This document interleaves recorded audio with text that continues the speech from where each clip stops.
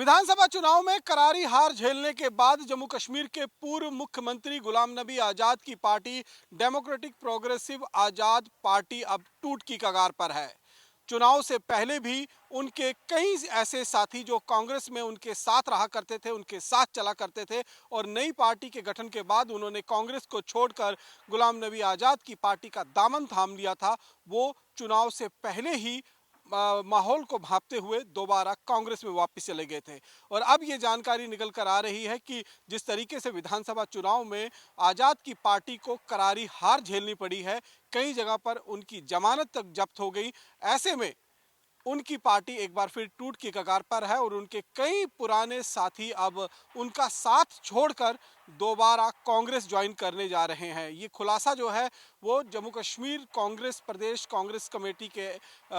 Chief spokesperson Ravinder Sharma की तरफ से किया गया है, जिसमें उन्होंने कहा है कि देखिए, चुनाव से पहले भी उनके कई साथी जो है वो हमारे टच में थे, लेकिन चुनाव को देखते हुए वो हमारी पार्टी में शामिल नहीं हुए थे, यानी कि कांग्रेस में शामिल नहीं हुए थे। और अब एक बार फिर जिस तरीके से डेमोक्रेटिक प्रोग्रेसिव आज़ाद पार्टी को करारी शिकस्त जो है वो जम्मू कश्मीर विधानसभा चुनाव में उठानी पड़ी है, उससे अब वो सीधे तौर पर जो है वो डीपीएपी जो है वो उसको छोड़कर कांग्रेस ज्वाइन करने की कोशिश में लगे हुए हैं। और इससे कहा जा रहा है कि आज़ाद की जो पार्टी है वो टूटने की कगार पर पहुंच चुकी है। करीबन 2-3 दर्जन से ज़्यादा नेता जो डेमोक्रेटिक प्रोग्रेसिव आज़ाद पार्टी के हैं वो कांग्रेस के टच में है और बहुत जल्द वो कांग्रेस का दामन जो है वो थाम सकते हैं। इसी बीच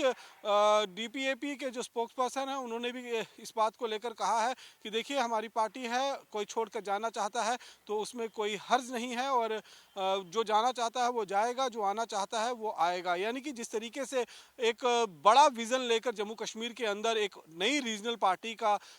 जो है वो निर्माण किया था आज़ाद ने, क्योंकि G23 जो मेंबर्स थे कांग्रेस के जो बागी हो गए थे उसमें से आज़ाद सबसे आगे खड़े थे और उन्होंने कांग्रेस का दामन छोड़कर जम्मू कश्मीर में एक नई पार्टी का गठन किया था। बड़े दमखम के साथ उन्होंने यहाँ पर जम्मू कश्मीर में पहले लोकसभा के चुनाव लड़े, उसमें भी उनको शिकस्त मिली और उसके बाद जो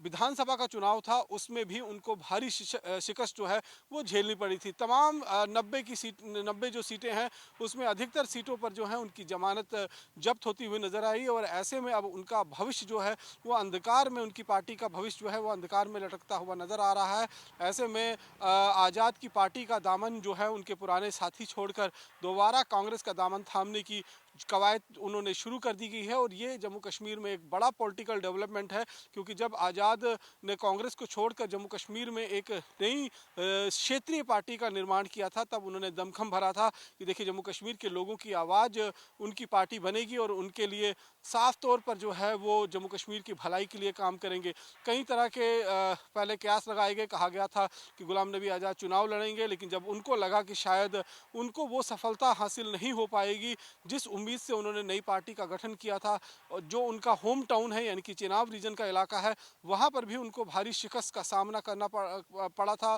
बहुत कम वोट जो है उनको मिले थे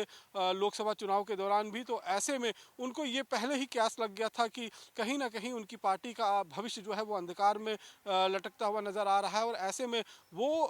काफ़ी निराश भी नजर आ रहे थे, इसलिए उन्होंने ना तो लोकसभा का चुनाव लड़ा खुद और ना ही उन्होंने विधानसभा के चुनाव जो है वो लड़ा। तो अब जिस तरीके से जो खबरें सामने आ रही हैं उसके मुताबिक गुलाम नबी आज़ाद की पार्टी का भविष्य जो है वो अंधकार में है और कई साथी जो है उनका दामन छोड़कर दोबारा कांग्रेस ज्वाइन करने की कवायद कर रहे हैं। कैमरा पर्सन सुनील के साथ रमन सैनी, इंडिया डेली, जम्मू।